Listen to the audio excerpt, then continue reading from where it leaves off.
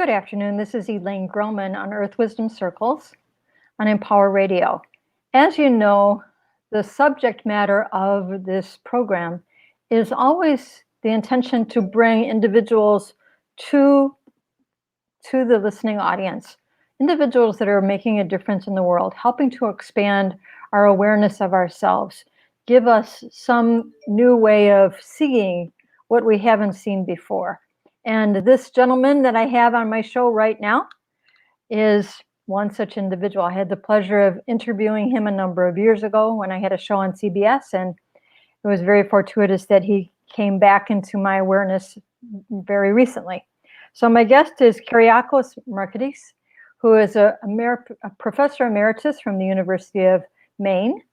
He is certainly a global traveler, a man of the world, and his work that I'm speaking about today, but we can go into many things, is his most latest book called The Accidental Immigrant, A Quest for Spirit in a Skeptical Age.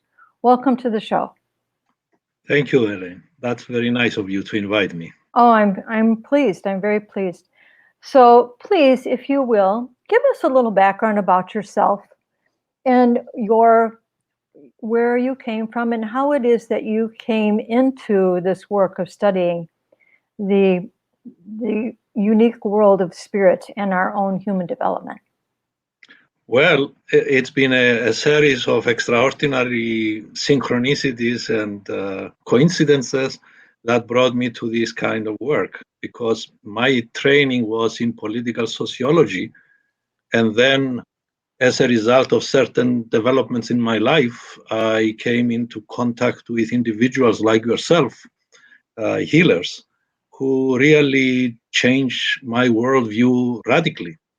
Now, originally, I came from Cyprus, and some people may not know where that is. That's in the Eastern Mediterranean, a little island, the third in size, actually, in the Mediterranean, not far from Israel and Lebanon. Yes. And I came to the United States on a boat in 1960, because that was the means of transportation at that time. Yes. And the reason why I came here is because I had relatives in Ohio who sent me a visa so that I could come and study here. I had no way of studying outside of Cyprus because I wasn't rich. So the invitation to come to the United States was quite a kind of a jackpot for me, because it opened possibilities for me that I never would have been able to even dream before that.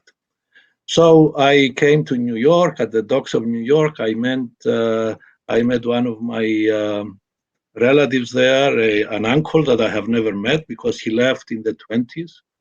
Oh. And eventually ended up, after a couple of weeks, I ended up in Youngstown, Ohio, where my other relatives lived. And my aunt, Elaine, who also sent me the visa to come to the United States. So I am the beneficiary of her generosity, and also those other kind of coincidences that radically changed my life. I came here to get a business degree. I didn't come here to become a professor. I thought I would get a bachelor's degree in business administration, majoring in accounting and minoring in economics, because I wanted to go back to Cyprus and make a living. But that was a time during the most difficult times in American history, the 60s. Yes. So I lived through the missile crisis. I experienced the tragedies of John Kennedy, Martin Luther King, Robert Kennedy, the hippie revolution. So by my senior year, studying business, I said, what am I doing in business? The world is on fire, and I am wasting my time with balance sheets and numbers. So I felt deeply depressed that somehow I found myself in the wrong field. I was doing well. I was member of the honorary accounting fraternity. I was considered to be a good student in statistics and accounting. But something was missing in my life, and that what was missing was really trying to make sense of the world. Mm. Coming from Cyprus, after spending the decade experiencing the anti-colonial movement there, that was a time of a lot of violence and assassinations and hangings and curfews. The island was under British rule at the time. So coming to America, I found different kinds of troubles, namely the international troubles that we are all familiar with. So all of those things generated all kinds of questions in my mind. What is the nature of reality? Why are Americans different than myself? Uh, how is it Americans celebrate a different kind of flag? And I was celebrating a different kind of flag when I was in Cyprus, the Greek flag. So I said to myself, something must be a problem here.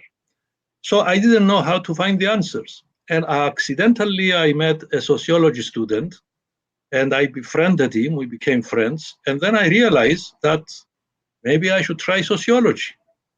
So, to make a long story short, I went to the chair of the sociology department, a very nice lady that I had as an undergraduate or as a first year student. And she was sympathetic to my problem. And he said, well, why don't you apply to different schools and see if they can give you a graduate assistantship for your master's degree and beyond. Well, I started applying.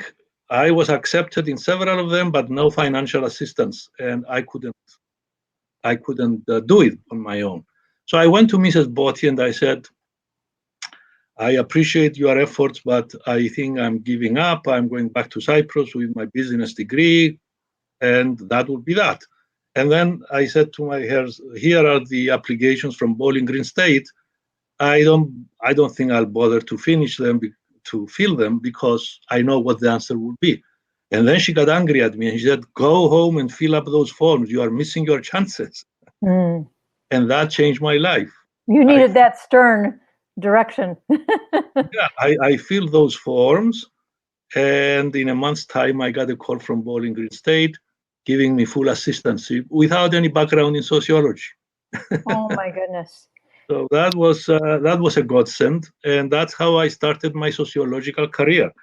After I got my master's degree, I wanted to go on to for a doctoral degree. In the meantime, I was yearning to go back to Cyprus because that was my intention. I didn't come here to stay. I wasn't here as an immigrant. My visa was non-immigrant alien. I was a non-immigrant alien. I went to a secretary one time and I introduced myself as a non-immigrant alien, and she looked at me with a strange look. What is this kind of non-immigrant alien? Yes. So eventually I got my doctoral degree in sociology.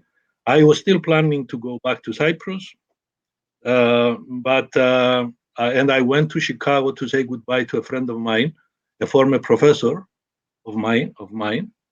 And then he introduced me to one of his colleagues at the university, at Northwestern University. And as a result of that conversation, he said, why are you going back to Cyprus? Why don't you stay in America and maybe you can find a job at a good research university? I said to him, I'm not looking for a job, but if a job finds me, I may consider it for a couple of years to get the training as a professor. Well, I left him with an article that I wrote, and then in about another month, I got a call from the University of Maine. They were reconstituting the sociology department, and they wanted somebody to come and become part of the faculty. And that's how I ended up in Maine. So the 2 years ended up becoming 48 at the University of Maine. In the meantime, my training was in political sociology, and my early work was in politics, in social movements. But then, during my first sabbatical, I met a medicine man in Cyprus, a Christian healer.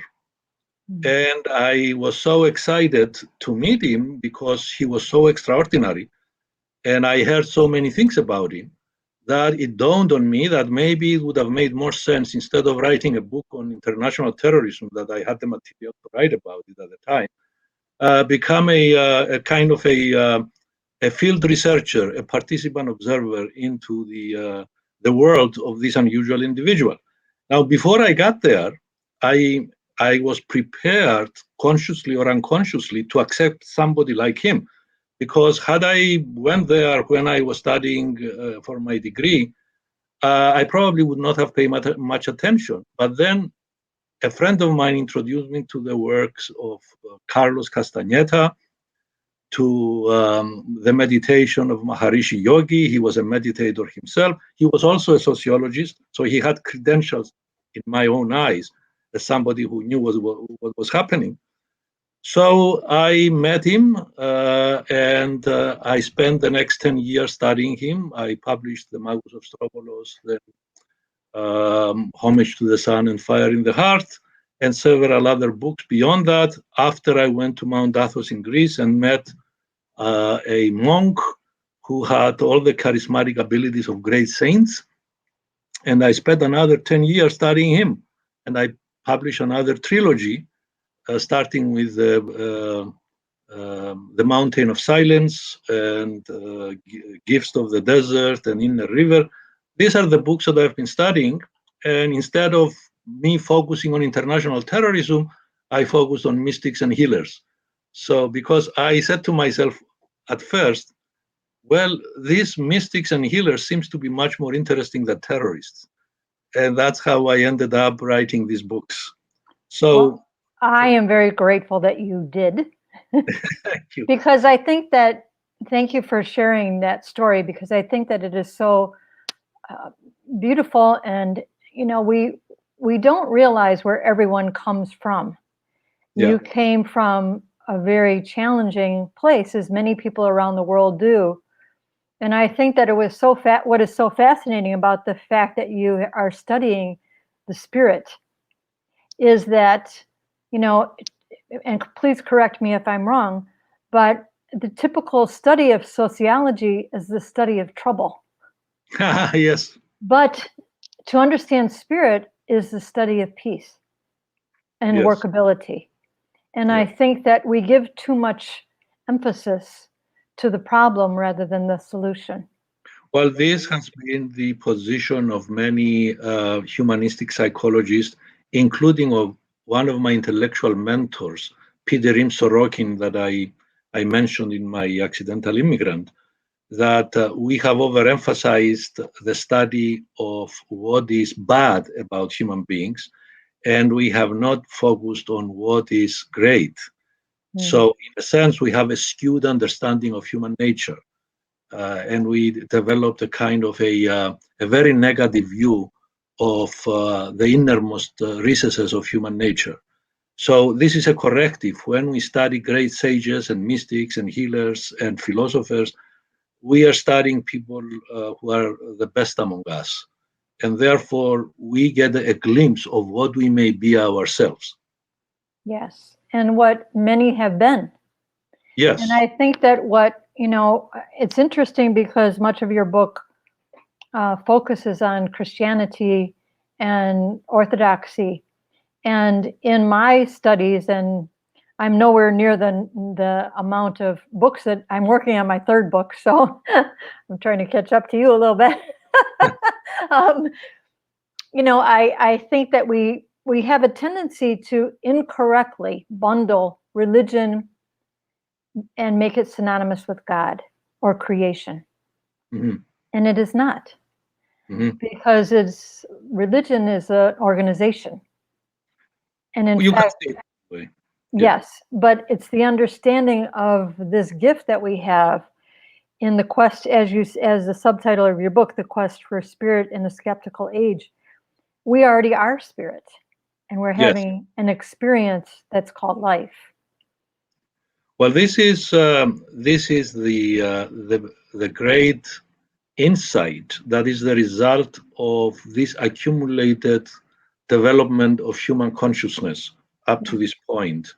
And when I was studying during the 60s, my 60s education turned me into an agnostic because most of the people that I encountered, either as professors or as people that I had to read about, were secularists, and they were people who were assuming that the only reality there is the reality of the five senses.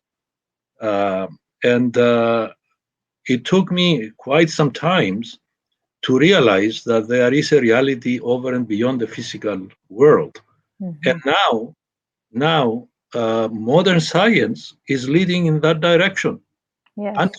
Anthony Flew, who has been a leading atheist philosopher, came to the conclusion that there is a God. And he wrote a book, There is a God, which really shocked his fellow atheists because he was a star of the atheist movement. And he said what led him to believe is science, that science gives us a worldview now that is not compatible with materialism. And many of the philosophers that we read in school, in university classrooms, are philosophers who were nurtured with 19th century worldviews. Yes. And in terms of cosmology, they thought that the universe is just a brute fact and there is no need for an interpretation or explanation. And therefore, people like Marx, like Freud, like Nietzsche, like Bernard Russell, like Sartre, these are the leading thinkers that we read about in literature classes and and university classes. I don't think they would have continued along these lines if they came in contact with the Big Bang theory of the universe that is now the consensus among cosmologists, and also the current revelations that we get about the nature of the world through quantum physics, through the near-death experience and the mushrooming studies about people who died and came back to tell us about how they felt in the out-of-body state. All of these things has led me personally, and I believe thousands, if not millions of others, to the same conclusion, that we are living a great mystery and the universe itself is a hierophany or a spiritual manifestation. And that's how we should see it, and that we ourselves are spirit, trying to understand not only ourselves, but by understanding ourselves, we understand the world. Yes, and in the great teachings of the medicine wheels, which is a body of knowledge of the ancients from the Americas, was that, life itself is where all sciences were derived from, because sciences are the study of life. Exactly. But we have gotten, unfortunately, to a position where it's more of the dissection of it, the dismantling of it, rather than the watching the workability of it. And I think that that's what we need to really look at going forward in our humanity. I see science as a divine gift, that it is part of this unfoldment of human consciousness. And, scientists may call themselves atheists, some scientists or many scientists, but deep down they are doing the work of spirit, Yes. but they are not aware of it. Yes. And I do believe that if we are to have world peace, and if our species is going to survive in the long term, we have to bring a kind of an understanding between the sciences and spirituality, in between the religions among themselves and science, that we are all in the same soup trying to make sense of the world that we find ourselves in. And everybody can contribute a little bit into this holistic understanding of the world. So let me ask you, please, and again, my guest is Kyriacos Markides, and he is the author of many books. His latest, The Accidental Immigrant, A Quest for Spirit in a Skeptical Age. Can you tell me, please, how was it that you felt an interior and intellectual transformation when you witnessed and spoke with healers? What did that do to the paradigm that you believed you were studying, or you believed that was real at that time? Yeah. there was a preparation for me to meet these healers on their own level because I was exposed to the word, to the work of Pitirim Sorokin, the founder of the sociology department, who was a Russian refugee from Soviet Russia and came to the United States after he was being sentenced to death there because he was not a Bolshevik, he was a Menshevik, and he was going to be executed the next day. And one of his former students, a Bolshevik, went to Lenin and pleaded for him to save Sorokin's life. And and Lenin Wow. let him out. So here is this man who expected to be executed the next morning, and now he's out, and they gave him his position back at the University of St. Petersburg, or what became Leningrad. So there was a period of where he could leave the Soviet Union and came to the United States. He got a position at the University of Minnesota for 5 years, made a name for himself as a great sociologist, and then Harvard invited him to build the sociology department during the 30s. And I accidentally, quote unquote, I I had to write a term paper about him, and he blew my mind because he was thinking differently than most of the people that I encounter. He claimed that reality is not the reality only of the senses, not only of the mind, but also of intuition. Yes. And that in the West, we have only honored the senses and the mind, but we neglected intuition as a source of knowledge. Yes. He said the great sages of humanity were virtuosi of the third eye of looking at reality, namely through intuition. So we need, he said, to develop integralist truth that will honor all three strands of knowledge. The knowledge of the senses, namely science, the knowledge of the mind, namely logic and philosophy, and the eye of intuition that gives us insight into higher worlds. And that stuck in my mind and prevented me from becoming a thorough agnostic during the 60s. So when I met this colleague of mine, Stephen Marks, who was hired at the same time as I was, uh, and we started conversing about these issues. So he started passing to me all kinds of books, including the trilogy or tetralogy of Castaneda. So I was excited. I said, maybe there is a reality over and beyond what our sciences allowed us to believe. And it was this kind of suspicion. I remember I was reading a book by Doug Boyd, Rolling Thunder, which was a Native Yes. American. And Powerful book. yeah, when I met Daskalos, I said, my God, he's the the Christian equivalent of Rolling Thunder at the time. Mm. And this is what triggered me to make the quantum leap to give up political sociology, not in terms of my teaching, but in terms of my research and writing, and become a participant observer in the world of Daskalos. And by doing so, I witness extraordinary phenomena with my own senses, not with any intuition. I He was able to describe the inside of my house from Maine without ever me telling him about it. In fact, he told me I should put a telephone upstairs so that I don't roll down every time the telephone rings, in case I break my neck. How did he know that I didn't? Right. And he identified the problem of a woman in New York by just looking at her picture, that her problems were in her teeth. And eventually her teeth exploded and mucus was dripping from the holes. I witnessed him heal a woman who had problems with her spine, and the doctors gave up on her. They told her that she had to stay in bed. She even went to the top university in Israel for an examination, and the doctors told her the same thing as the local doctors in Cyprus. How did he know? How did he do it? I was present when he was barely passing his hands over her back. And in about 35, 40 minutes, she was on her feet. Her problem never coming back again. And then she went to her radiologist, and they took X-rays, and the X-ray showed a very perfectly healthy spine. And I saw this woman 10 years later, and she was this fine, and she was bringing somebody for Daskalos to help in terms of her own spine.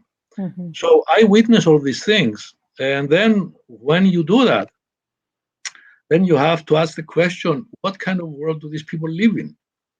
And then I sat with Daskalos, and he gave me a very elaborate system of knowledge that thoroughly impressed me. Here is a man who has never been outside of Cyprus for any length of time. He spent a couple of years in Kenya, I believe, after the invasion of Cyprus by Turkey in 1974. And but he had only a high school degree. But when I conversed with him, I felt that I had in front of me a great philosopher. And I wrote in great detail about what he was saying, what is the worldview that he lives in. And he was talking about having not only this physical body, but three bodies, the psychic, noetic, and the physical. He was talking about when we die, the only thing that dies is the physical body, but we continue with the psychonoetic body. And that every particle of matter has its etheric counterpart and psychic counterpart and noetic counterpart, great detail. And that the self is ultimately spirit, but it acquires this kind of physical body gradually as we come down from spirit to soul, to permanent personality, to noetic, to the noetic body, the psychic, and then the gross material at birth. So that really took my attention. And then he was talking about the universe as being permeated by etheric energy. Later on, I found out that this is exactly what all the healers are talking about. Yes. And the Chinese talk about chi energy. I've seen chi energy being demonstrated at the National Institute of Health when the Office of Alternative Therapies was created. And Effie Chow showed us the power of Qi, demonstrating to us how it works. So all of these things changed my worldview. And what is so interesting is that, you said, what world does Daskalos live in? Well, he lives in the same world as you and I. Yes. It is just that we have often, I think sometimes when people, the more educated they can be, sometimes the narrower their thinking might become. Well, that's because of the way we have defined the self. Yes. We have assumed that the brain and the mind is one and the same thing. It is not. I mean, it is possible for mind to exist outside of the body. Yes. So for me, this perspective was reinforced by reading American authors and non-American authors who had the kind of academic credentials that impresses people, such as doctors, such as scientists, even engineers from Princeton who have studying the impact of mind over matter. I've been around these people because spending time in places like the New York Open Center, the Shivananda Yoga Retreat on Paradise Island, the International Institute of Integral Human Sciences in Montreal. These are places where these ideas are being discussed by people from different traditions, different religions, different sciences. And therefore, the consensus and my own understanding is that we live within this great mystery and that we have an unlimited potential in terms of understanding it. We are not doomed to ignorance, in other words. Yes. the meaning of life, as I pointed out in my latest book, is really to develop two things: to learn how to love, genuinely love, and also to learn, to know Hmm. those two things. Yes, I had the opportunity one time to be with a Quechuan elder in Peru. And he was so beautiful and humble and gracious. And there was this, even though he was in advanced age, you literally, and not a wrinkle on his skin, he Mhm. literally looked timeless. And he shared with us that, as you just spoke, every human is here for exactly the same purpose, and that is to know and to be the spirit that we are, That's to right. to understand and work with the love that we are, that is a power and not an emotion, This, and to take action. yes. I mean, this is the fundamental teaching of all the great spiritual traditions. Yes. Now, in my case, well, Daskalos passed away in the mid 90s. And it so happened at that time, a friend of mine invited me for a trip to Mount Athos in Greece, Mm. where it's a peninsula in northern Greece, 20 miles long, 10 miles wide. And he said to me, if you really want to meet saints, come with me to Mount Athos. And I was very reluctant at the time because I thought, what could Mount Athos teach us? I thought it was just a refuge of a lot of ignorant people who decided to leave the world and become monks and hermits. Well, I was wrong. There is a lot of superstition, of course, in every organized kind of religion. But I discovered there that there are some great individuals who demonstrate all these abilities that I thought could be found only in outside of organized Christianity. That within organized Christianity, there are the great sages and the great mystics. And I spent almost 20 years now studying those people. And I've written a series of books, starting with The Mountain of Silence.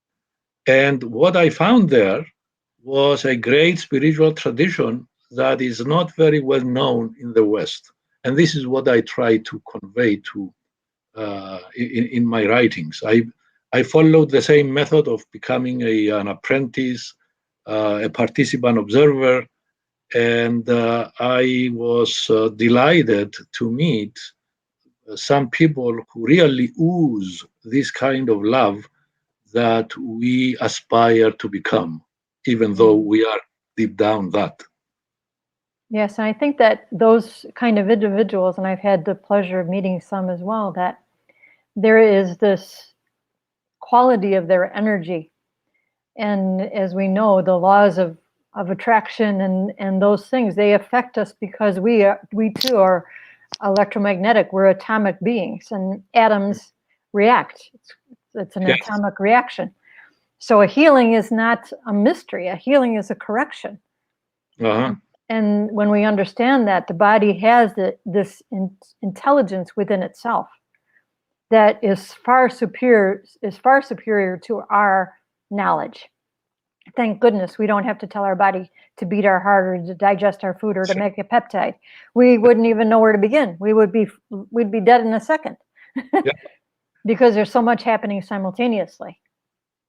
Well, yes, and I've met people on Mount Athos who had a reputation of doing extraordinary things in terms of healing, and of course, they reject the notion that they are doing any healing. Right. It's not us who are doing the healing. It's God. It's the Holy Spirit. One time I met Elder Baisios. He was a very well-known elder on Mount Athos, and I heard so many stories about him being present in two places at the same time, being seen in rooms where people were about to die, or healing people from a distance. So he was a legend. And I was told, when you go to see him, please do not ask him how he does those healings because he does not like it. He refused to accept any credit. For him, these are all just rumors that people say about him. Mm. So I went there. It was 4 hours walk on the mountains, and like a yogi in the Himalayas or somewhere, we went to see him. And I was very impressed with him, not because of his great stories about him, but what a good human being he was, cracking one joke after another, making us laugh. And we took turns to spend a few minutes by ourselves with him. So when my time came to have a chat with him, I don't know, maybe some devil prompted me to ask the question, Father, how do you do those healings? And he stiffened up and he said, My son, I don't do any healing. It's God that does any healing. I just pray here. Mm. And he was telling Father Maximus, who was one of his intimate disciples, that people come and tell me that I do, they see me here, they see me there, they think I am doing this or that. It's the Holy Spirit who does all these things. All I do, I am praying here for different categories of people. And sometimes I see myself like in a dream, being here and there, doing healings, but it's not me because I am here. And then people come and tell me, We saw you here. I haven't gone anywhere, he said. I am just praying here. Mm. So he says his theory is that the Holy Spirit picks the image of the person who is genuinely praying for somebody and uses that image to carry out whatever healings takes place. Well, if we understand that we're all connected to everything that exists, Yes. and we don't understand necessarily the mechanism of how, even how you and I in this moment can be in separate parts of the country and have a clear, easy conversation with being able to see. All of this is a mystery to most people, but it happens nonetheless. And we wonder, I wonder, is it this geometry, what is called sacred geometry, this connectedness of everything that projects a hologram that is no less valid than what's right in front of you. And, we don't know how time and space is used and interacted with. Many people do, as you had said. They know how to be in that space and create the space for what appears to be impossible to not only be possible, but seemingly effortless. Yes, and I've met people who came to reveal to me their experiences.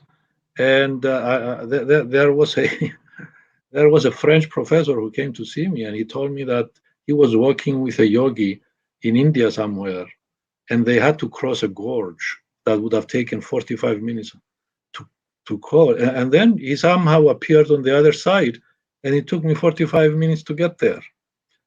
How did he get there? I mean, these are mysteries that it blew his mind himself.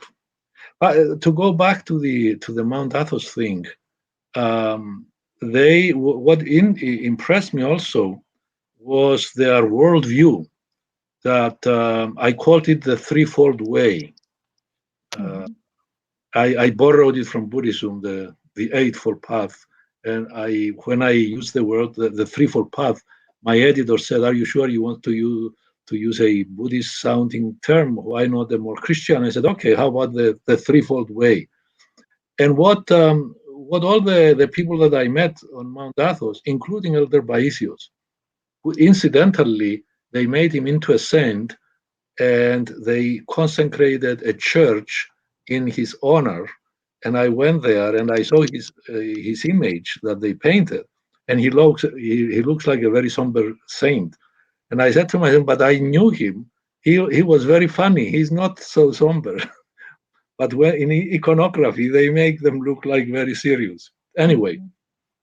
what they teach is that all human beings go through three stages before they can reach God: the stage of catharsis, the state of enlightenment or photisis, and God realization or theosis, the threefold way. So the only place where we can work with our consciousness is the stage of catharsis. Catharsis meaning to overcome our egotism, to overcome our self-centeredness. And they offer all kinds of methods on how to practice the method of cleaning yourself from egotistical desires so that enlightenment comes in as a gift from God, and then eventually union with God. So that is what I would call the threefold way. That was the consensus among the people that I interviewed, both on Mount Athos and outside of Mount Athos. Can I ask you, in Mount Athos and the monks that you met there, did they ever attempt to go out into the world to share this knowledge, or how was that encountered, or was it only sequestered in that location?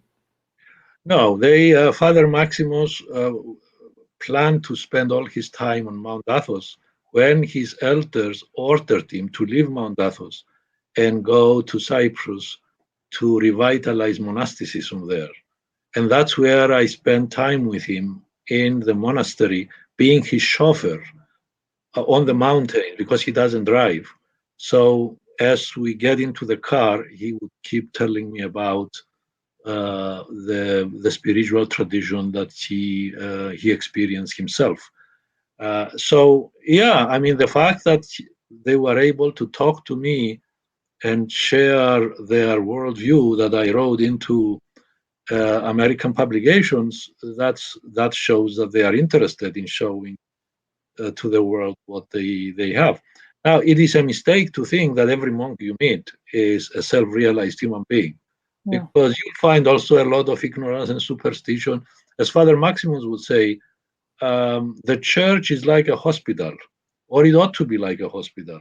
And in a hospital, you find people who are ill and they need healing and they need therapy, just like you find doctors, namely the great elders, who can help those who are sick come to health. So, what is the healing that they're talking about? It's not just physical healing; it's the totality of healing of the self, meaning the overcoming egotism and union with the great spirit or God or whatever you want to call it. Yes. In some of the mentors that I've been privileged to work with, they say that we are not having a life. We are life being lived. Okay, that's a very nice way of putting it. Because we have this easy way that we distance ourselves, and we don't realize that our thought processes are so either beneficial or detrimental to our health, because any thought creates a chemical reaction in the body. And so if we have unkind, hateful, divisive thoughts, it is affecting us first. And it's lowering that vibration so that we can't even see over the horizon to any other possibilities, because our physiology isn't capable, because we keep such a low vibration. Well, this is the insight of the great sages who developed the golden rule: do unto others what you like them to do unto you. Meaning that whatever we do to others eventually comes back to us. Mm-hmm. So it is in our best interest to be kind and loving than hateful and angry. Yes. So, and I would say to do to yourself what you are doing to others first, rather than the other way around. Because if you're angry, you feel it first. If you're judgmental, you feel it first. yeah, have you ever met an angry person who is happy? No, no. And seeing the individuals that I do, you see the ramifications of their thought processes and what it does to their physiology, what it does to their emotional state, what it does to their psyche. Yeah, And unfortunately, many biologists or many scientists see that connection as coming the other way around, that somehow it is the biology, it is the brain that generates the mind instead of the other way around. The current understanding is that the brain is like a battery that it can be a vehicle of electricity, but when the battery dies, it doesn't mean that electricity does not exist. right. So, yes, there are equivalents to the body in terms of our thoughts, but it's our thoughts that generate those body conditions. Well, speaking of that, and so much of what you speak about has to do with religion and Christianity and various forms of religion. How have you seen religion perhaps be very detrimental, not inclusive? Because we see so many instances in our world where a quote-unquote holy war Yes, is raged but there's such ideologies that are so against life itself, right. against half of humanity, meaning women, and because women and children are always the ones who suffer the greatest. Exactly. Well, you find this problem in all the great religions. And you'll find among those great religions the very exalted kind of individuals who really understand the inner self, so to speak. And you find people at very low levels of understanding that religion, namely generating fanaticism, xenophobia, um, and all kinds of negative kind of feelings. That's a betrayal of those religions. So I would say, for example, that somebody like Mahatma Gandhi or some of the great yogis have more in common with Christian mystics than among some of their religionists who kill in the name of their religion. Right. So you can be a Christian but violating all the Christian values. We have this example in our country today where hateful kind of expressions of religiosity uh, push us away from the basic teachings of Christianity. Yes, and I think that sometimes people use that as an excuse It- for they do something because their religion says they can. Well, developmental psychologists also have this notion that people are at different stages of moral development. There are those who have a global understanding of morality, and there are those who would reject anybody who is not part of their tribe.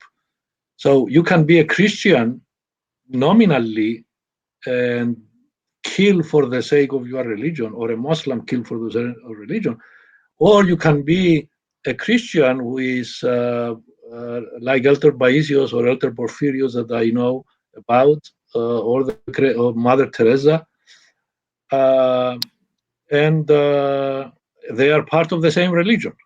So when we look at the religions in terms of what they have done in terms of harm to the world, we have to keep in mind that this is the grossest and most incorrect way of expressing their religiosity.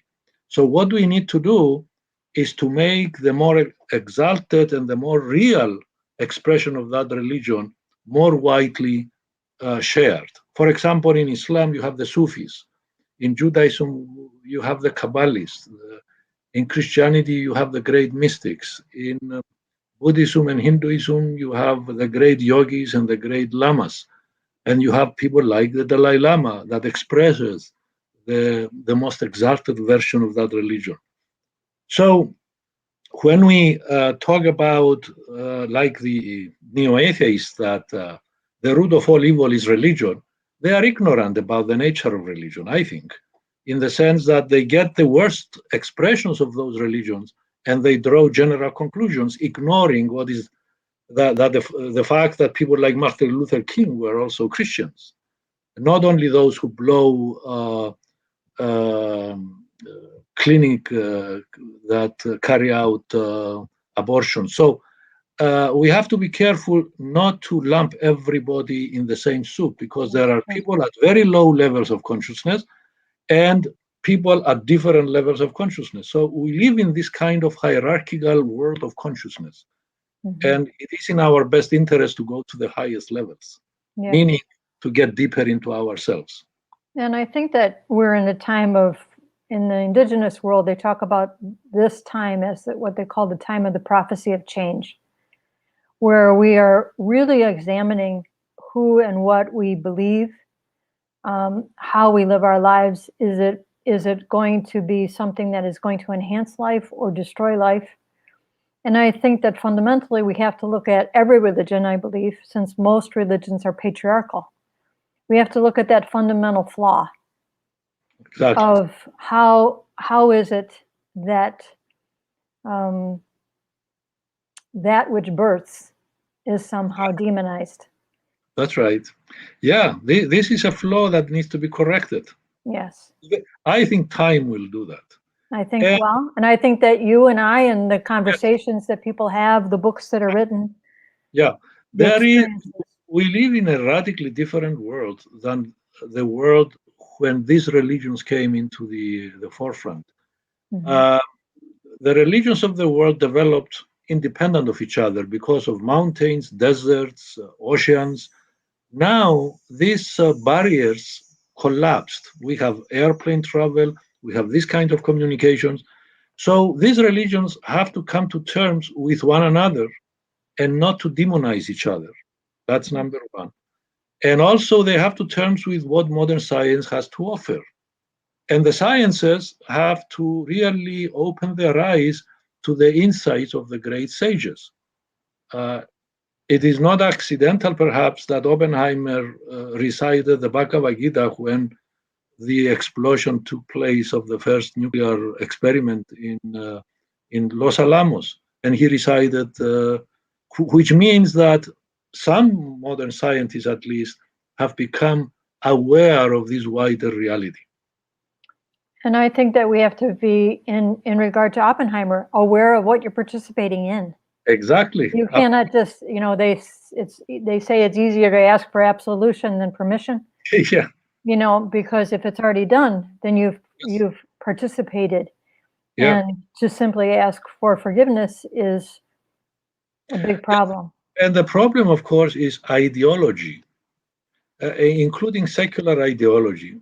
Peter Berger, the sociologist, said when we make a calculus of pain and we put all the blame on the religions, we have to keep in mind that most of the great uh, genocides that were committed in history were done by ideology, Religion. political ideologies, whether Yes. it's communism, Nazism, you name them. So we really need to bring peace among the religions and peace among religions and science. We'll have a better understanding about who we are, collectively speaking, Yes. and then we can perhaps solve the problems of the planet that need to be solved before we blow ourselves up. Yes. Well, in the last few minutes that we have left, again, my guest is Kyriacos Markides, and his new book, The Accidental Immigrant, A Quest for Spirit in a Skeptical Age, is available, and your publisher was gracious enough to offer a 30% discount. That will be on the Empower Radio website, so those who listen can go to the website and see how they can get a copy of your book. But how would you like people to be able to reach out to you if they want to have questions, if they'd like to invite you to speak? What is your preferred means of contact? Email, I think, which is very simple, markides@maine.edu. Okay, very good. So thank you. So where do you go from here? What is this? Cannot be your last book. I hope the spirit will guide me. Mm. So how have you found that all of your writings have opened doors for you to be more and more? And I would imagine this book, this is a world of immigrants. My heritage is from Ireland and France and Belgium, and we all come from somewhere. Yes, And we have to be so mindful of how we label one another, exactly. and Yes. because it does more harm than good. Well, this is why I think the United States has the potential of being in the forefront of this global awareness that it is a society based not on tribal identities, but on commitment to certain core values. This is what connects us. The values embedded in the American Constitution: life, liberty, the pursuit of happiness, etc., and democracy. We have to really learn how to live with one another without the fear of one group dominating the others or one party dominating others. And we have to learn also to abide by the rules of the game and not to violate them. And we have to understand that when, the North American continent was inhabited for 10,000 years, Exactly. and that at minimum, and that we already were a seafaring tribe of people globally, and that our history has been so manipulated. And we forget that even the indigenous people that lived here on this North American continent, of course, there was those who had trouble, but they learned to find a workable solution. And our U.S. democracy is taken from the Iroquois Confederacy. Yes. That Chief Shenandoah, who tried to give a wampum belt, or did give a wampum belt, actually it was stolen by the United States government, to help them understand what's called the White Roots of Peace. And it's these tenets of awareness, of appreciation of life, that we did not create our own lives. We didn't give ourselves our body. We don't know how to make a single cell. Well, the Native Americans have a lot to teach us. Yes, they certainly do. And that is very important for us all to be aware of, that that we cannot try to own people. We need to learn how to work with people, because many have things just like the Magus of Strovolos, who knew things that we need to know now. Very well said. I want to thank you so much for writing your books, for the dedication that you have given to all that you have done.